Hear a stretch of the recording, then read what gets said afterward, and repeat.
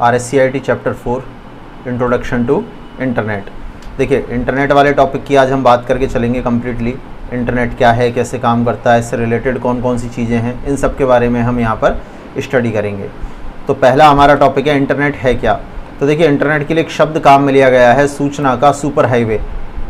ठीक है, वैसे इसे नेटवर्क ऑफ नेटवर्क कहते हैं। एक बहुत बड़ा पूरी दुनिया में फैला हुआ नेटवर्क है। बगल का डायग्राम आप देख सकते हैं और धीरे धीरे आप इसे समझ पाएंगे। तो देखिए इंटरनेट क्या है, एक नेटवर्क है जो बहुत सारे छोटे छोटे नेटवर्क से मिलकर बना है, छोटे और बड़े नेटवर्क से। और यहाँ पर आप सूचनाओं को आसानी से काम में ले सकते हैं, यानी कि ब्राउज कर सकते हैं, देख सकते हैं, इन्फॉर्मेशन को एक्सचेंज कर सकते हैं, यानी कि आदान प्रदान भी कर सकते हैं सूचनाओं का। ठीक है, यानी कि दो इंटरनेट चलाने वाले लोग एक दूसरे के साथ सूचनाओं का आदान प्रदान भी कर सकते हैं। दूसरी बात, वैश्विक कंप्यूटर नेटवर्क, यानी पूरे विश्व में फैला हुआ कंप्यूटर नेटवर्क है। हाईलाइटेड पॉइंट्स पर आप नज़र रखिए, आपकी एग्ज़ाम में जो भी चीज़ें इंपॉर्टेंट रहती हैं वो सारी हमने यहाँ पर मेंशन की हुई हैं। नेक्स्ट हम बात करके चलें तो स्टैंडर्डाइज कम्युनिकेशन प्रोटोकॉल्स का यूज़ होता है। तो इंटरनेट में कौन से प्रोटोकॉल हैं, TCP/IP, TCP/IP प्रोटोकॉल हैं जो आगे आप अभी पढ़ लेंगे, उनका यूज़ यहाँ पर होता है।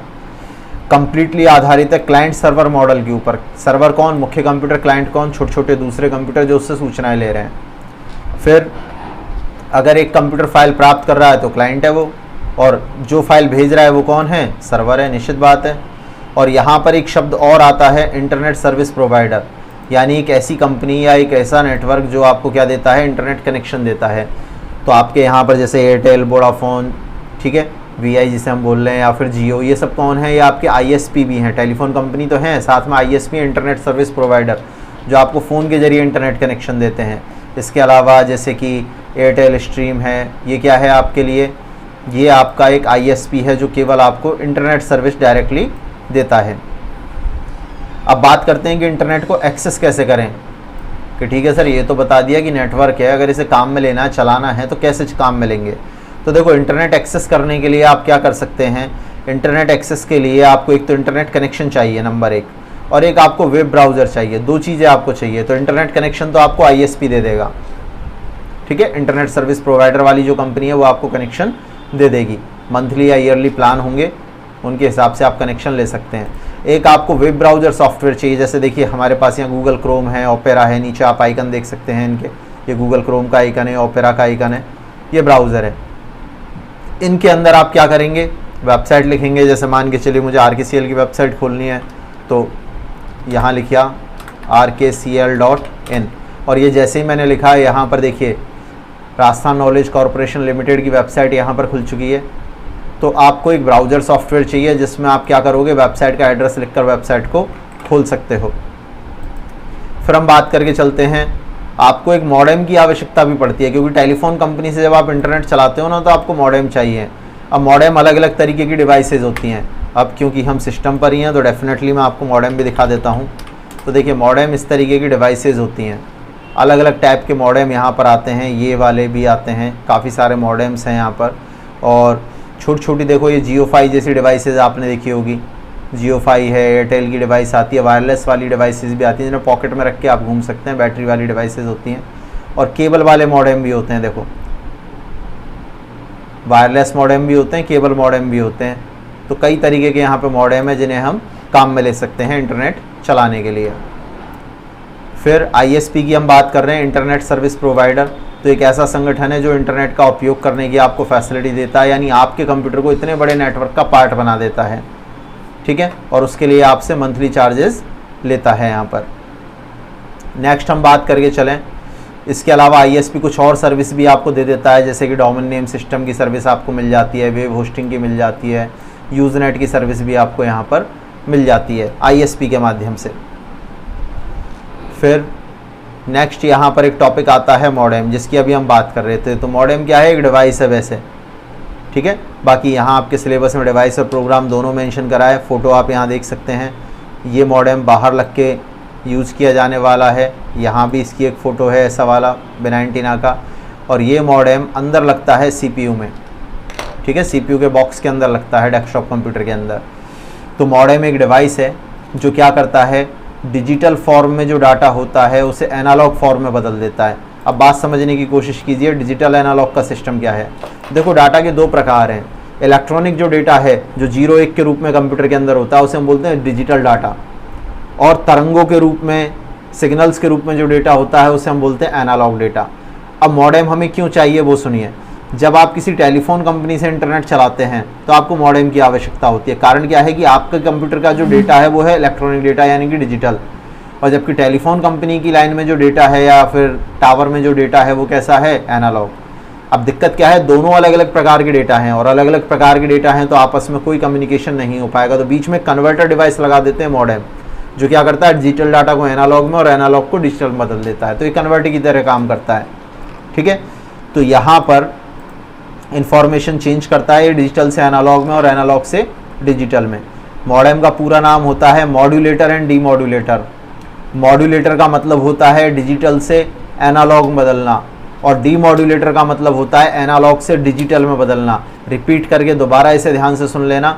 मॉड्यूलेटर का काम क्या है, डिजिटल डाटा को एनालॉग डेटा में बदलना, और डीमॉड्यूलेटर का मतलब क्या है, एनालॉग डाटा को डिजिटल डेटा में बदलना। आपके कंप्यूटर से जब पहली बार रिक्वेस्ट जाती है तो मॉड्यूलेशन होता है, और जब डेटा आता है वहाँ से तो डीमॉड्यूलेशन होता है।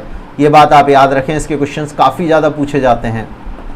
फिर यहाँ पर हम बात करें तो आप केबल के जरिए भी चला सकते हैं, या फिर वायरलेस मॉडेम है तो आप तरंगों के जरिए भी चला सकते हैं। मॉडेम के प्रकार दिए हुए हैं, जैसे कि इंटरनल मॉडेम।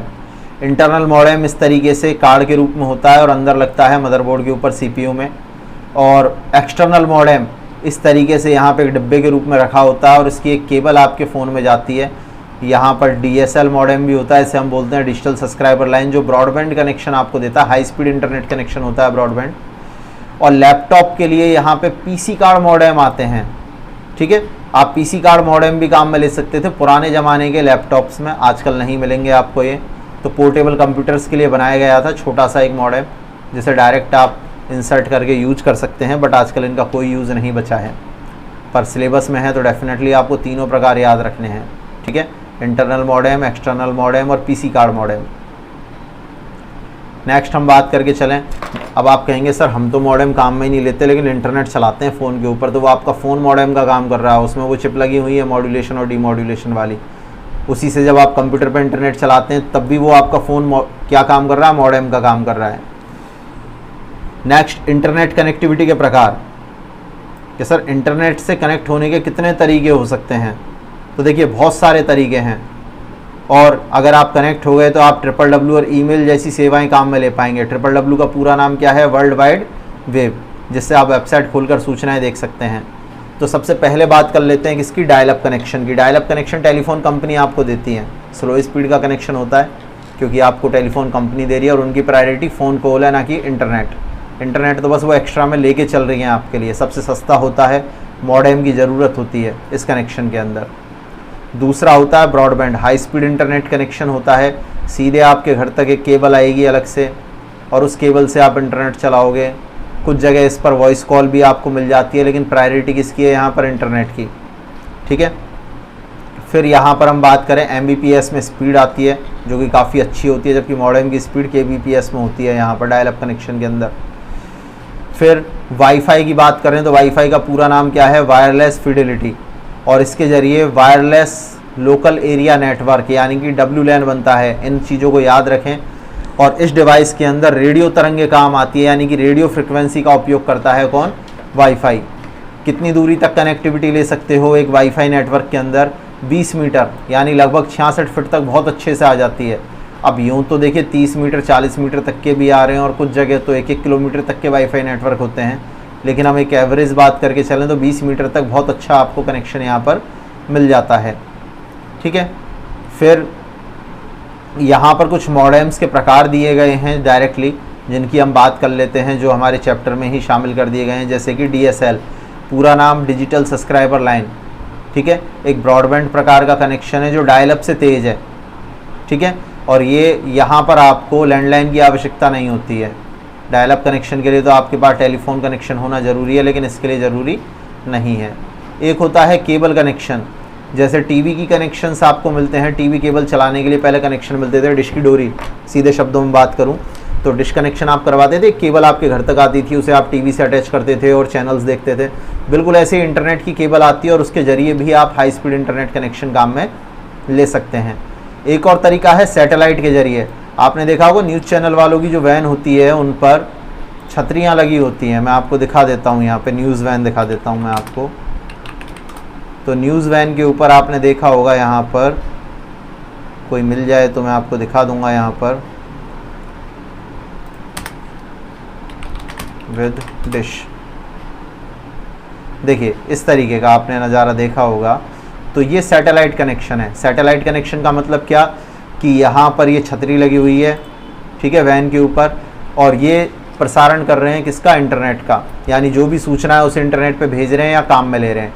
तो ऐसी जगहों पर से भी ये न्यूज़ कलेक्ट कर सकते हैं जहाँ पर इंटरनेट की सुविधा नहीं है, तो इसे हम सैटेलाइट कनेक्शन बोलते हैं। पूरी दुनिया में कहीं से भी इससे इंटरनेट कनेक्ट किया जा सकता है, लेकिन बहुत अच्छा नहीं माना जाता है क्योंकि मौसम की वजह से कई बार सिग्नल्स ख़राब होते हैं, ठीक है।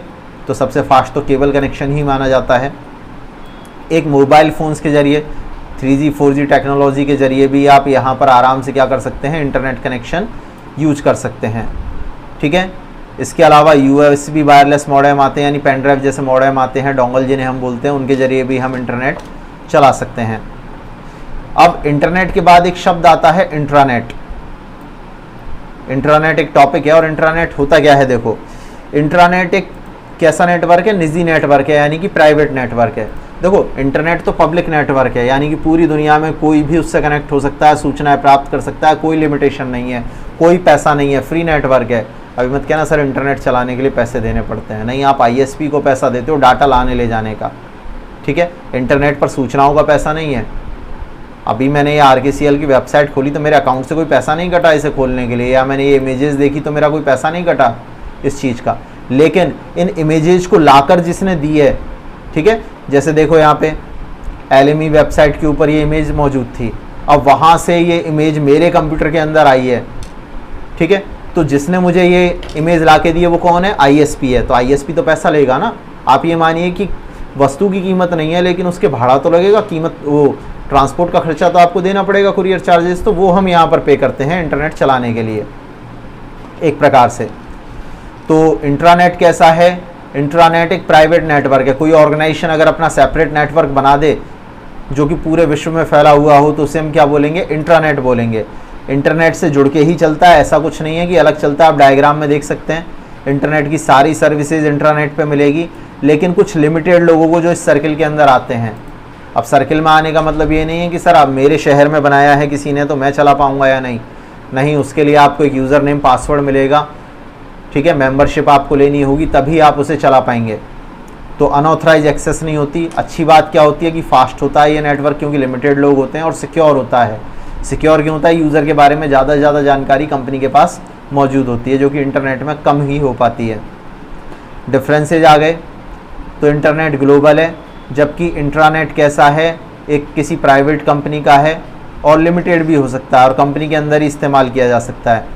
TCP/IP प्रोटोकॉल दोनों में काम आते हैं, WWW के स्टैंडर्ड का इस्तेमाल भी करते हैं, तो वैसे कोई और ख़ास फ़र्क यहाँ पर नहीं है।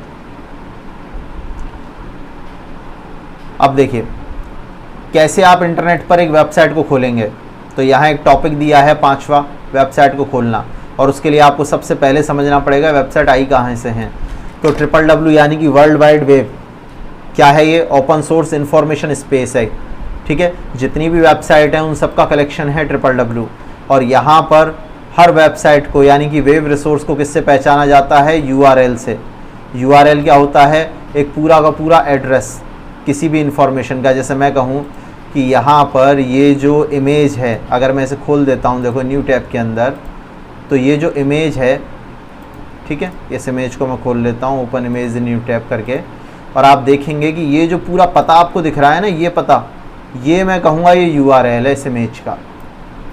मैं इस पते को कहीं भी कॉपी करके डाल दूँ, देखो मैं बगल में डाल रहा हूँ यहाँ पर, यही इमेज सीधे खुल जाएगी। देखो मैंने बस कॉपी पेस्ट किया है यहाँ पर और ये इमेज यहाँ पर खुल गई है।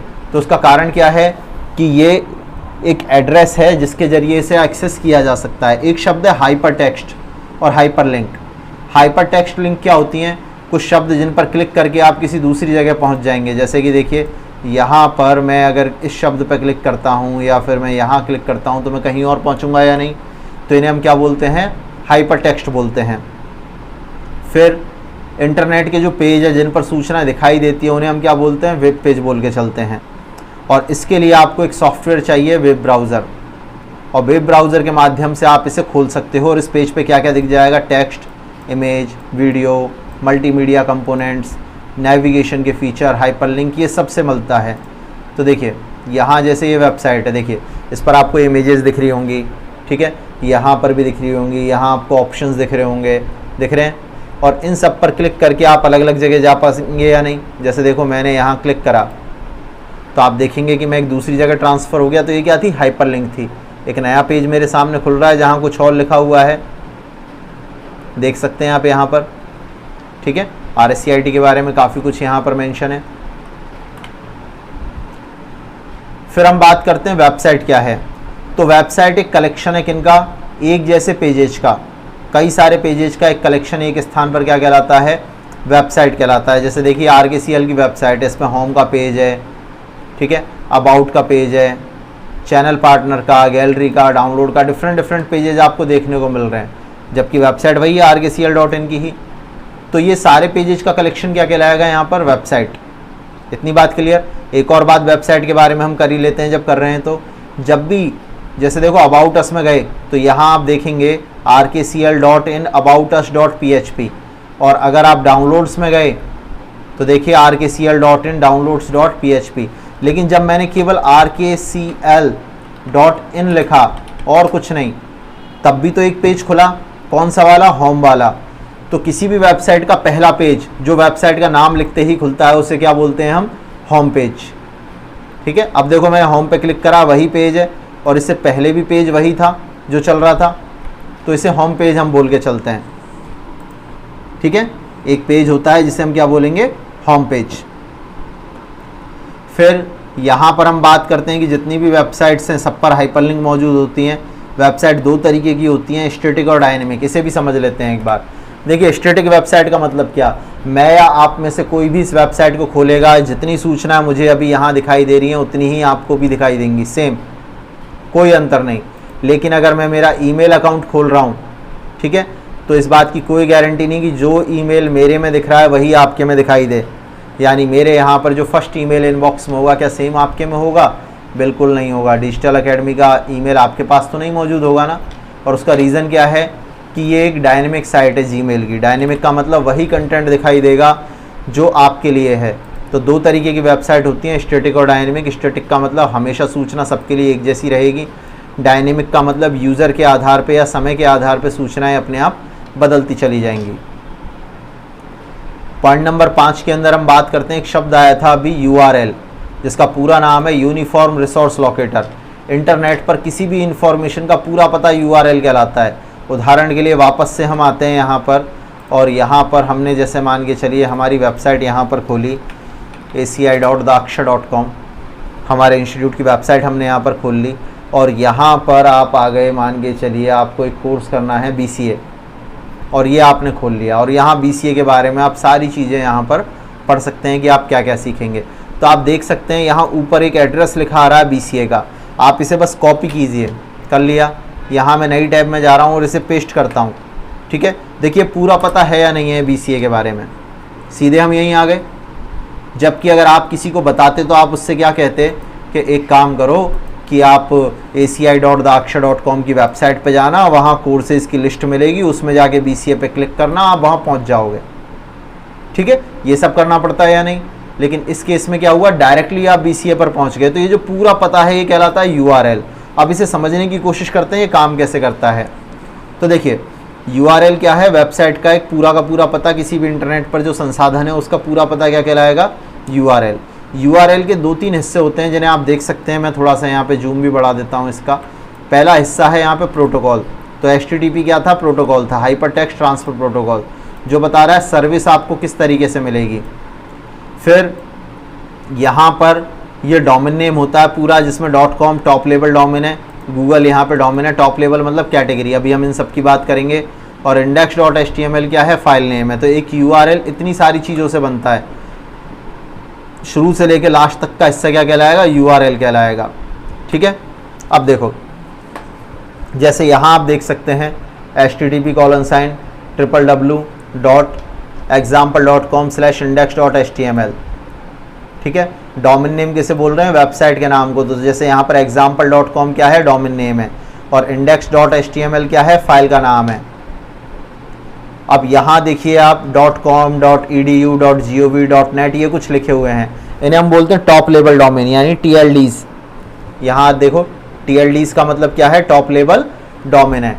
तो ये जो टॉप लेवल डोमेन होते हैं, ठीक है, इन्हें आप काम में ले सकते हैं ये पता करने के लिए कि वेबसाइट किससे संबंधित है। जैसे .com यानी कॉमर्शियल वेबसाइट है, क्या लगता है अमेजोन की वेबसाइट पे .com ही देखने को मिलेगा ना आपको। देखो .com कॉमर्शियल वेबसाइट है, जैसे .in दिख रहा है यहाँ पर, हमारी वेबसाइट है देखो daksha.com।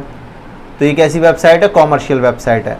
इसके अलावा एजुकेशनल वेबसाइट में .edu लिखा मिलता है जो यूनिवर्सिटीज़ को दिया जाता है। .gov केवल गवर्नमेंट डिपार्टमेंट की जो वेबसाइट्स हैं उनको मिलता है। .net नेटवर्क वाली नेटवर्क प्रोवाइडर्स को मिलता है। .org ऑर्गेनाइजेशंस को दिया जाता है। तो कुल मिला के ये जो टॉप लेवल डोमेन है यानी डॉट के बाद वाला 3 अक्षर का नाम है, इसे देख के पता लग जाता है कि वेबसाइट किससे संबंधित है। अब एक शब्द आया डोमेन नेम सिस्टम, ये क्या है। देखो आज के समय में कितना आसान है किसी भी चीज़ को एक्सेस करना। आसान कैसे, rkcl.in लिखो और आपको rkcl की वेबसाइट खुल जाएगी। ठीक है, अगर मैं कहूँ कि इसी काम के लिए आपको एक IP एड्रेस लिखना है, क्या लिखना है, IP address. For example IP address of rkcl.in। ठीक है, अब यहाँ पर मैं यहाँ पर लिख रहा हूँ कि देखो ये एक IP एड्रेस है, मान के चलो rkcl.in का। इसे हम कॉपी कर लेते हैं और इसे यहाँ पेस्ट करके देखते हैं। ये मैंने लिखा, फ़िलहाल तो नहीं खुला, पर पहले जब आपको सूचनाएं प्राप्त करनी होती थी तो आपको ये एड्रेस भरना पड़ता था और इस एड्रेस को क्या बोलते हैं हम, IP एड्रेस। IP एड्रेस भरने के बाद ही आप क्या कर सकते थे, आप सूचनाओं को एक्सेस कर सकते थे यहाँ से। ठीक है, डोमेन नेम नहीं हुआ करते थे किसी समय पर, यानी ये वाले नाम मौजूद नहीं थे, तो निश्चित बात है कि चीज़ों को याद रखना क्या था, कठिन था। तो डोमेन नेम सिस्टम का निर्माण हुआ इंटरनेट के साथ में, और डोमेन नेम सिस्टम में क्या किया गया, हर वेबसाइट को IP एड्रेस के साथ में एक नाम दे दिया। जैसे देखिए उदाहरण के लिए www.example.com का डोमेन नेम ये है। अब ये नंबर याद करना कठिन है बजाय किसके, example.com के। तो बेसिकली होता क्या है, हम तो जैसे कि www.example.com भरेंगे, एंटर करेंगे, और ये जो W है ना आगे आगे लगा हुआ, इसकी जिम्मेदारी है example.com का IP एड्रेस निकाल के देने की और उससे हमें कनेक्ट करवाने की। इसलिए आपने देखा होगा हर वेबसाइट के आगे आपको W कॉमनली लगा हुआ मिल जाएगा। नेक्स्ट टॉपिक है हमारा वेब ब्राउज़र। वेब ब्राउज़र कौन है, एक ऐसा सॉफ्टवेयर जिसमें आप वेबसाइट खोल सकते हो। तो देखिए ये रहा हमारा वेब ब्राउज़र। अभी हमने rkcl.in की वेबसाइट खोली या नहीं खोली, कौन सा सॉफ्टवेयर है, गूगल क्रोम। तो वेब ब्राउज़र बहुत सारे होते हैं, आप कोई सा भी काम में ले सकते हैं, सबके काम एक जैसे हैं। एक जैसे काम का मतलब क्या कि आप इनके अंदर एड्रेस डालिए वेबसाइट का और आप काम में ले सकते हैं। तो देखो यूज़र इंटरफेस होता है एक ब्राउज़र के अंदर, एक लेआउट इंजन होता है जो कि कंटेंट को दिखाता है, एक रेंडरिंग इंजन होता है। अब ये रेंडरिंग इंजन की बात भी हम कर लेते हैं। देखो रेंडरिंग इंजन क्या है, ये जो अच्छी अच्छी वेबसाइट आपको दिखाई दे रही है ना इमेजेस के साथ, वास्तव में ये ऐसे बनी है। अभी मत कहना सर क्या खोल के रख दिया, ये कोड है इस वेबसाइट को बनाने का। HTML भाषा के अंदर इस वेबसाइट को ऐसे लिख के बनाया जाता है। जब आप किसी वेबसाइट को खोलते हो तो आपके कंप्यूटर में यही कोड डाउनलोड होता है, पर क्या ब्राउज़र के अंदर एक एप्लीकेशन है छोटी सी रेंडरिंग इंजन, वो इस कोड को इस रूप में बदल देती है कि आपको इतना अच्छा दिखाई देता है। किसकी जिम्मेदारी है, रेंडरिंग इंजन की। ठीक है, इसके अलावा जावा स्क्रिप्ट इंटरप्रेटर होता है, एक यूज़र इंटरफेस बैकएंड होता है। ठीक है, नेटवर्क डेटा कंपोनेंट्स होते हैं, इन सब से मिलकर एक ब्राउज़र बनता है और फिर आप इंटरनेट सर्विसेज काम में ले सकते हैं। बाकी इतना सब आपको सोचना नहीं है, 2-4 नाम याद रख लेना कि ब्राउज़र में रेंडरिंग इंजन होता है, ये काफ़ी इंपॉर्टेंट है, कई बार क्वेश्चन इसका आ चुका है। यूज़र इंटरफेस होता है। ठीक है, आपको बैक और फॉरवर्ड बटन मिल जाते हैं, रिफ्रेश बटन मिल जाते हैं। ठीक है, URL लिखने के लिए एड्रेस बार मिल जाती है। इन चीज़ों की बात कर रहे हैं। देखिए हम बैक बटन, वापस डाउनलोड पर आ गए, फॉरवर्ड वापस rkcl.in पर आ गए, रिफ्रेश बटन दोबारा लोड करने के लिए, ये आपको मिल जाएंगे यहाँ पर। ठीक है, एक स्टेटस बार भी मिल जाती है कुछ के अंदर। तो ये सारे फीचर हैं। नीचे आप आइकन देख सकते हैं ब्राउज़र्स के, कौन कौन से ब्राउज़र अवेलेबल हैं। इनमें से दो तो आपको हमारे कंप्यूटर पर ही यहाँ नीचे नज़र आ रहे होंगे, देखो आ रहे हैं। तो सबसे पॉपुलर कौन है? एक तो इंटरनेट एक्सप्लोरर है और एक गूगल क्रोम है। और इनमें भी सबसे ज़्यादा कौन है? गूगल क्रोम है आज की डेट में। इंटरनेट एक्सप्लोरर विंडोज़ के साथ आता है और आजकल इसका नाम आपको पता होगा चेंज हो चुका है। ठीक है, माइक्रोसॉफ्ट एज के नाम से आता है। ये किस नाम से? माइक्रोसॉफ्ट एज के नाम से। देख सकते हैं आप, ये रहा एज ब्राउज़र। ठीक है, तो इस बात का याद रखें। तो गूगल क्रोम है, ठीक है, प्रमुख ब्राउज़र के अंदर फायरफॉक्स है। ये वाला जो आइकन है वो एप्पल सफारी का है, ये फायरफॉक्स का है। ठीक है, ये फायरफॉक्स है, ये एप्पल का सफारी है। बीच वाला इन दोनों के बीच में कौन है? ये ओपेरा है, ये इंटरनेट एक्सप्लोरर है। नेक्स्ट हम बात करके चलें तो यहाँ पर एक वेबसाइट का एड्रेस यहाँ हाईलाइट हो रहा है, तो आप इसे आराम से जानते हैं। फिर HTTP का पूरा नाम क्या है? Hyper text transfer protocol. ठीक है, एक तरीके का मैकेनिज्म है जो क्या करता है, वेबसाइट के कोड को लाके आपके कंप्यूटर के अंदर डालता है और जिससे आप वेबसाइट खोल पाते हो। तो कुल मिला के HTTP जिम्मेदार है किसके लिए? वेबसाइट को खुलवाने के लिए। और इसका जो सिक्योर वर्जन है उसे हम बोलते हैं HTTPS। और इसमें सिक्योर SSL का मतलब क्या बात से है? सिक्योर सील से, जो डेटा को क्या करता है? इनक्रिप्ट करता है और इसे गुप्त कोड के अंदर बदल देता है और फिर नेटवर्क के अंदर भेजता है, जिससे कि बीच में इसकी चोरी भी हो जाए तो कोई और डेटा का उपयोग नहीं कर पाएगा। नेक्स्ट बात करें हम वेब पर सर्च करना। अगला टॉपिक हमारा इस चैप्टर का क्या है? वेब पर सर्च करना। कि वेब पर आप सर्च कैसे करेंगे? तो सर्च करने के लिए इंटरनेट पर अगर आप किसी चीज़ को ढूंढना चाहते हैं तो आपको सर्च इंजन की हेल्प लेनी होती है। ठीक है, गूगल बाबा आप सभी को याद होगा, कुछ भी जाओ ढूंढो और आपको वो मिल जाएगा। तो गूगल क्या है? एक सर्च इंजन है। अकेला गूगल ही ऐसा नहीं है, देखिए बगल में एक और भैया है इसका बिंग। ठीक है, अब ये अलग बात है कि लोग जानते किसको हैं? गूगल को हैं सबसे ज़्यादा, क्योंकि फैसिलिटी काफ़ी अच्छी है। तो यहाँ आप देख सकते हैं कि सर्च इंजन बोलते हैं ऐसे प्रोग्राम्स को जो क्या करते हैं? सर्च इंजन रिजल्ट पेज आपको दिखाते हैं। फॉर एग्ज़ाम्पल मुझे देखना है, मान के चलिए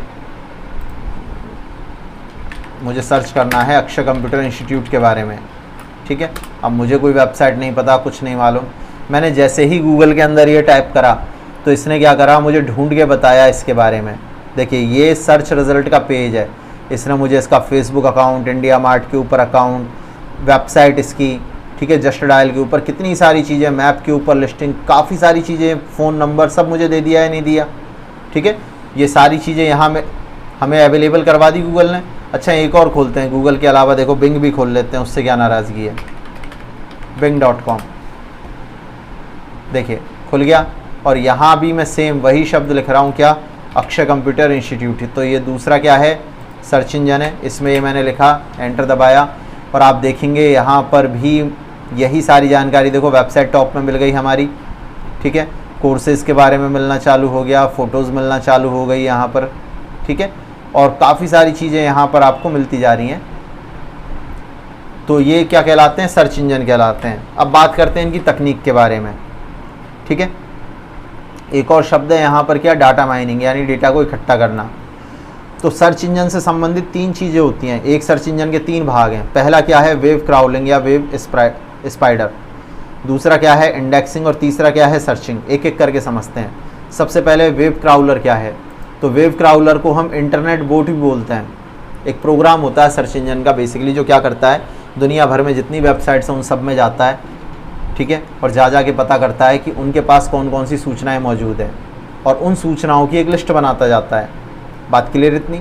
हर वेबसाइट में जाएगा, उसकी हर लिंक पर जाएगा और जाकर ये पता करेगा कि उस पर क्या क्या उपलब्ध है, और उसने क्या बना लिया? एक लिस्ट बना ली। अब इस लिस्ट को हम बोलते हैं इंडेक्स। क्या बोलेंगे?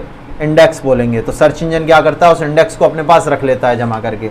ठीक है, इंडेक्स को जमा करने के बाद जब भी कोई यूज़र कोई जानकारी उससे मांगता है, यानी कि वो सर्च करने के लिए लिखता है, वो सर्च इंजन अपनी इंडेक्स में ढूंढता है तो उसे दे देता है।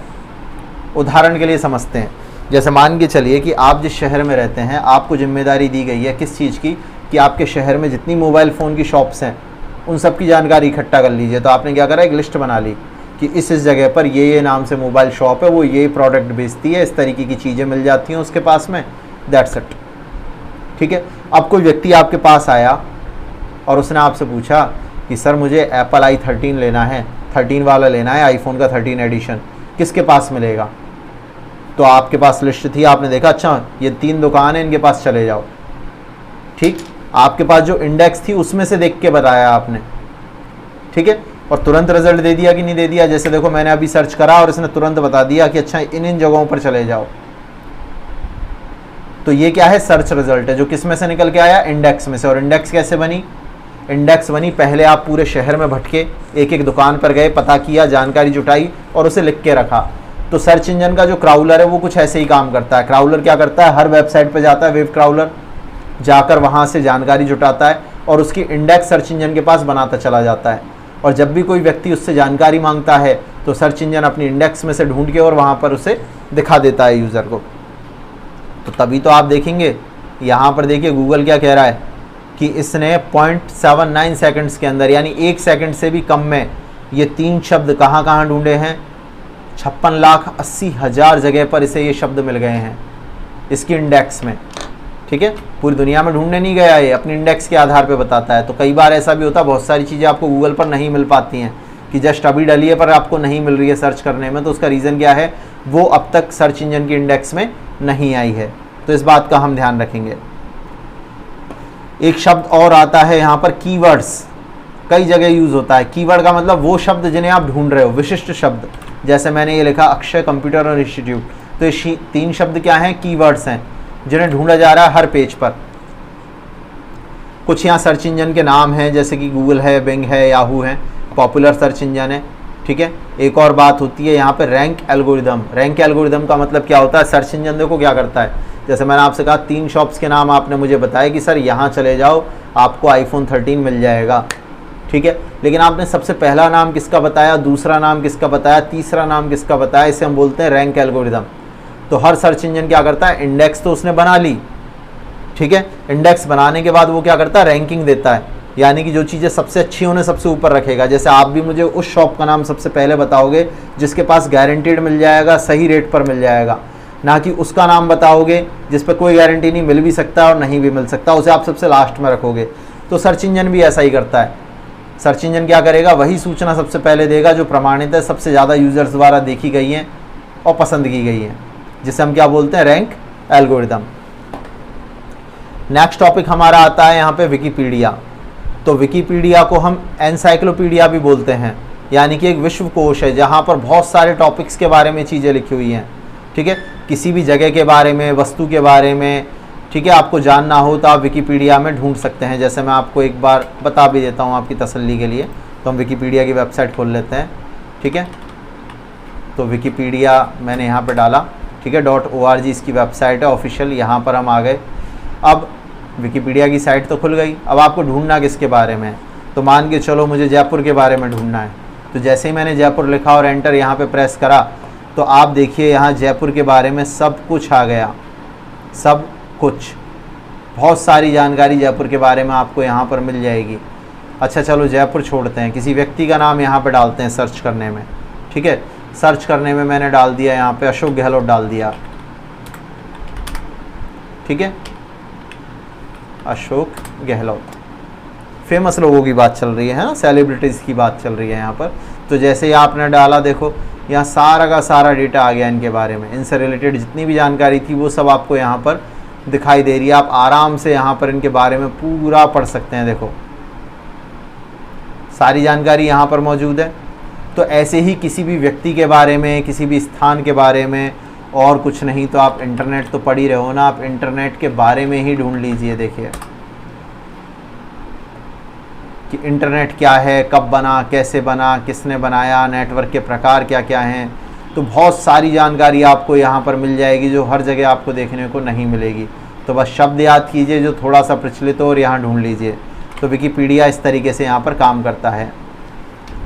एक और चीज़ यहाँ पर आती है कि जब आप इंटरनेट सर्विसेज की बात कर रहे हैं तो केवल वेबसाइट खोलने से काम थोड़ी चलेगा। एक काफ़ी फेमस सर्विस है इलेक्ट्रॉनिक मेल, यानी कि ईमेल। ठीक है, 1993 में इसे ईमेल कहा गया है, इलेक्ट्रॉनिक मेल को।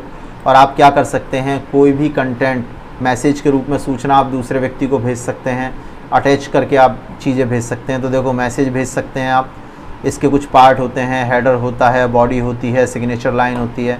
बहुत सारी कंपनीज़ है जैसे कि जीमेल है, हॉटमेल है, याहू मेल है, ठीक है। इन सब के ज़रिए आप ईमेल सर्विसेज काम में ले सकते हैं। एक जो ईमेल एड्रेस होता है उसके दो भाग होते हैं, जिसमें पहला भाग यूज़र नेम का होता है और दूसरा नाम आपके सर्वर नेम का होता है, बीच में @ लगा होता है, ठीक है। जैसे हमारा ईमेल है aci.hindon@gmail.com, तो gmail.com तो सर्वर हो गया जो हमें ईमेल की सर्विस दे रहा है, और aci.hindon हमारा यूज़र नेम हो गया वहाँ पर। अब आप एक्सेस कैसे करोगे देखो ईमेल को, तो ईमेल एक्सेस करने के लिए आपको देखो सिंपल सी बात है, ईमेल एक्सेस करने के लिए आपको अपनी सर्वर की वेबसाइट, जैसे कि अगर मेरा अकाउंट जीमेल पर है तो मैं उसे खोलूँगा और खोलने के बाद मैं अपने इनबॉक्स को काम में ले लूँगा। देखो जैसे मैंने यहाँ पर लॉगिन ऑलरेडी किया हुआ है मेरे अकाउंट को, तो जैसे ही मैंने खोला मुझे मेरे ईमेल्स यहाँ पर मिलने स्टार्ट हो गए, ठीक है। हम आराम से यहाँ पर ईमेल सर्विस काम में ले सकते हैं, जो ईमेल आए हैं उन्हें देख सकते हैं। अब बात करें अगर ईमेल भेजना हो तो कैसे भेजेंगे, तो देखो ये रेड कलर का कंपोज बटन आपको नज़र आ रहा होगा, तो मैं यहाँ कंपोज पे क्लिक करूँगा। कंपोज पे क्लिक करते ही यहाँ पर ये न्यू मैसेज टाइप करने के लिए ऑप्शन आ जाएगा, जिसे भेजना है उसका एड्रेस यहाँ लिख दूँगा। तो मैं खुद को ही भेज लेता हूँ फ़िलहाल तो, ठीक है।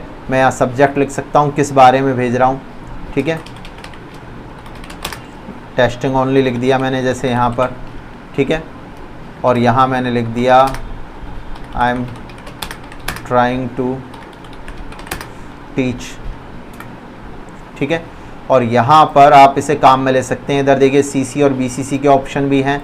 CC मतलब कार्बन कॉपी, आप चाहते हो ये ईमेल बहुत सारे लोगों के पास चला जाए, सबके एड्रेस यहाँ कॉमा लगा के भर दो, सबके पास चला जाएगा और सबको पता भी होगा बाकी किस किस को भेजा है। लेकिन अगर आप चाहते हो कि बाकी किस किस को भेजा है ये पता ना चले, तो BCC में डालो।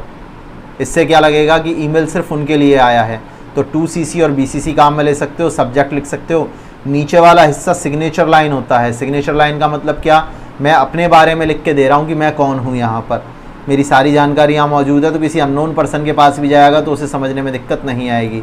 साथ में आप फॉर्मेटिंग कर सकते हो, जैसे कि आप बोल्ड कर सकते हो, टेक्स्ट साइज चेंज कर सकते हो, ठीक है, फ़ॉन्ट आप बदल सकते हो। तो ऐसी कुछ बेसिक फॉर्मेटिंग के ऑप्शन भी आपको यहाँ पर मिल जाएंगे। किसके अंदर, ईमेल को लिखते समय पर। कलर वगैरह भी चेंज कर सकते हो, अलाइनमेंट, बुलेट नंबरिंग, बहुत सारे विकल्प यहाँ पर मौजूद हैं। और लास्ट में आपको क्या करना है, सेंड बटन पर क्लिक करना है। और अगर आप बाद में सेंड करना चाहो तो आप इसे शेड्यूल सेंड भी कर सकते हो, डेट टाइम पर अपने आप चला जाएगा, आप निर्धारित करके छोड़ दो। तो यही सब आपको यहाँ देखने को मिलेगा, आप तसल्ली से इसे देख सकते हैं। वैसे प्रैक्टिकल करके देखिए, ज़्यादा बेटर होगा आपको सीखने के लिए। अब बात करते हैं यहाँ पे सेंड ईमेल। मैंने आज तक जितने ईमेल भेजे हैं मुझे देखने हैं कि वो कहाँ गए। अच्छा, मैं इसे भेज नहीं रहा, क्लोज़ कर रहा हूँ, तो ये मुझे मिलेगा ड्राफ्ट के अंदर। सेंड पाएंगे अभी, देखो टेस्टिंग ओनली ड्राफ्ट में पड़ा हुआ है, यानी ये मैंने लिख तो दिया लेकिन अभी भेजा नहीं है। जब भी भेजना है यहाँ क्लिक करूँगा, सेंड कर दूँगा। तो आप लिख के भी छोड़ सकते हो। सेंड के अंदर अगर आप आए तो यहाँ जितने भी ईमेल आपने अब तक भेजे हैं वो सब आपको यहाँ दिखाई देंगे। ये ईमेल मैंने इस डेट टाइम पर यहाँ पर भेजे हैं। नेक्स्ट यहाँ पर ऑप्शन क्या है, CC और BCC, जिसकी अभी हमने बात कर ली थी। तो CC का पूरा नाम क्या है, कार्बन कॉपी। BCC मतलब ब्लाइंड कार्बन कॉपी, नाम से क्लियर है। CC में सबको पता होगा ईमेल किस किस को भेजा है। BCC में सबको सिर्फ अपना अपना एड्रेस दिखाई देगा, उन्हें पता नहीं चलेगा बाकी कौन कौन व्यक्ति हैं जिन्हें ये ईमेल भेजा गया है। फिर एक ऑप्शन है अटैचमेंट का। देखिए अभी हमने एक ईमेल लिखा, अगर मुझे कोई फाइल अटैच करके भेजनी है, मैं ड्राफ्ट में चलता हूँ फिर से और मैं अपना ईमेल खोल लेता हूँ और मुझे फ़ाइल भी भेजनी है, सिर्फ मैसेज ही नहीं लिखना, फ़ाइल भेजनी है। तो नीचे अटैचमेंट का साइन है, क्लिक कीजिए अटैचमेंट के साइन पर। और अटैचमेंट का साइन जैसे ही आप क्लिक करेंगे, आप यहाँ पे देखिए फाइल्स भेज सकते हैं। जैसे मैं ये फ़ोटो भेजना चाह रहा हूँ, ये एक्सेल फाइल भेजना चाह रहा हूँ, कंट्रोल के साथ मैंने दोनों फाइल पे क्लिक कर दिया है और ओपन पे क्लिक कर दिया। देखो ये अपलोड हो जाएंगी यहाँ पर, और अब मैं सेंड करूँगा तो यूज़र को पहुँच जाएंगी। तो आप ये भी कर सकते हैं। ईमेल अटैचमेंट हटाना कैसे है, बहुत आसान सा काम है। देखो बस क्लोज पे क्लिक करना, नहीं भेजनी है फाइल, डन। लिमिट की बात करें तो जीमेल पर 25 MB तक की लिमिट है, ठीक है, और 25 MB से ज़्यादा अलाउ नहीं है, ठीक है। 20 फाइल भेज सकते हो मैक्सिमम, और 25 MB तक की फ़ाइल आप भेज सकते हो। अगर उससे बड़ी फाइल है तो गूगल ड्राइव का यूज करके लिंक आप भेज सकते हो और फिर वो सामने वाला उसे डाउनलोड कर लेगा। नेक्स्ट टॉपिक है उपयोगी वेबसाइट। कहाँ पर, राजस्थान में। कौन कौन सी वेबसाइट हैं जो राजस्थान में उपयोगी हैं? तो पहली वेबसाइट है rajasthan.gov.in, स्टेट पोर्टल है राजस्थान का। सारी वेबसाइट्स की लिंक आपको यहीं पर मिल जाएंगे और आप उन पर जाकर अपने कार्यों को यहाँ से कर सकते हो। बहुत सारे स्टेट पोर्टल्स हैं जिन्हें आप काम में ले सकते हो। सिंगल विंडो इंटरफेस आपको यहाँ पर मिल जाता है। देखिए यहाँ पर आए और डिफरेंट आप वेबसाइट्स पर यहाँ से शिफ्ट हो सकते हैं। जैसे कि आरपीएससी की वेबसाइट है जो काफ़ी ज़्यादा पॉपुलर है। किसके लिए? वैकेंसी निकलती है यहाँ पर, आपको अप्लाई करना आरपीएससी की वेबसाइट पर जाओ। मुख्य वेबसाइट तो ये है, और ऑनलाइन वर्क के लिए आपकी यहाँ पर अप्लाई ऑनलाइन वाली वेबसाइट है जिसे आप काम में ले सकते हो। तो एक आरपीएससी पोर्टल है। एक आरटीई पोर्टल है जो स्कूल्स में काम में लिया जाता है, राइट टू एजुकेशन, यानी जितने भी प्राइवेट और गवर्नमेंट स्कूल वाले हैं वो सब बच्चों का डेटा इस पर रखने के लिए इसे काम में लेते हैं। और आरटीई पोर्टल के अंदर क्या है, 25% सीटों पर निःशुल्क प्रवेश भी किया जाता है। तो जितने भी स्कूल हैं फर्स्ट क्लास के अंदर, यानी अपनी पहली क्लास के अंदर 25% बच्चों को फ्री में पढ़ाते हैं। तो उसके लिए भी अगर आप आवेदन करना चाहो तो आपको आरटीई पोर्टल पे जाना पड़ेगा, वहाँ फॉर्म भरना पड़ेगा, स्कूल सेलेक्ट करना पड़ेगा, और लॉटरी सिस्टम होता है, आपका नंबर वहाँ पर आ सकता है। रूल्स आप वहाँ पढ़ लेंगे। तो ये आरटीई पोर्टल की इमेज है, और ये आरटीई पोर्टल को आप एक्सेस कर सकते हैं। यहाँ पर देखो इसका एड्रेस क्या है, rti.rajasthan.raj.nic.in। ठीक है, अब क्वेश्चंस की बात कर लेते हैं यहाँ पर। तो इंटरनेट का उपयोग क्या है भैया? सारे कामों के लिए। आज कौन सा काम है जो हम इंटरनेट से नहीं कर रहे हैं? इनमें से सारे कर रहे हैं। फिर एक उपयोगकर्ता को इंटरनेट तक पहुँचने से पहले क्या आवश्यक है भैया? इंटरनेट सर्विस चाहिएगी, उसे मॉडेम चाहिएगा, ब्राउज़र चाहिएगा, तभी चला पाएगा। ठीक है, फिर आईएसपी का पूर्ण नाम क्या है? इंटरनेट सर्विस प्रोवाइडर हो जाएगा। सिंपल है ये तो बिल्कुल आपके लिए। ब्राउज़र क्या है? एक एप्लीकेशन सॉफ्टवेयर की कैटेगरी में आता है, क्योंकि यूज़र का काम करके देता है ना। उन सारे सॉफ्टवेयर को एप्लीकेशन सॉफ्टवेयर बोलते हैं जो यूज़र का काम करके देते हैं। मशीन का जो काम करते हैं वो सिस्टम सॉफ्टवेयर है। तो ब्राउज़र यूज़र के लिए है, इसलिए एप्लीकेशन सॉफ्टवेयर होगा। मॉडेम का पूरा नाम क्या? मॉड्यूलेटर एंड डीमॉड्यूलेटर होता है। नेक्स्ट हम बात करें यूआरएल का पूरा नाम क्या है? यूनिफॉर्म रिसोर्स लोकेटर होता क्या है? इंटरनेट पर उपस्थित किसी भी संसाधन का पूरा एड्रेस। नेक्स्ट www क्या है? वर्ल्ड वाइड वेब, यानी इंटरनेट पर वेब पेजेज का एक कलेक्शन। फिर कौन सा ईमेल क्लाइंट है? तो देखो भैया जीमेल एक ईमेल क्लाइंट है। ठीक है, मंत्रा बायोमेट्रिक डिवाइस है अटेंडेंस के लिए। राउटर एक डिवाइस है जो कि नेटवर्क एक्सेस देती है। और टॉप लेवल डोमेन तो वेबसाइट की कैटेगरी है। तो ईमेल चलाने के लिए जो सॉफ्टवेयर काम आते हैं उन्हें हम बोलते हैं ईमेल क्लाइंट। तो जीमेल एक ईमेल क्लाइंट है। निम्न में से सर्च इंजन का उदाहरण है? कोई भी आंख बंद करके लगा देगा ना, गूगल एक सर्च इंजन है ना, बाकी कोई नहीं है इनमें से।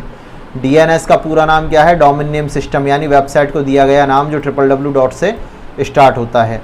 तो ये सारे के सारे क्वेश्चन हमारे इस चैप्टर के कंप्लीट हो गए हैं।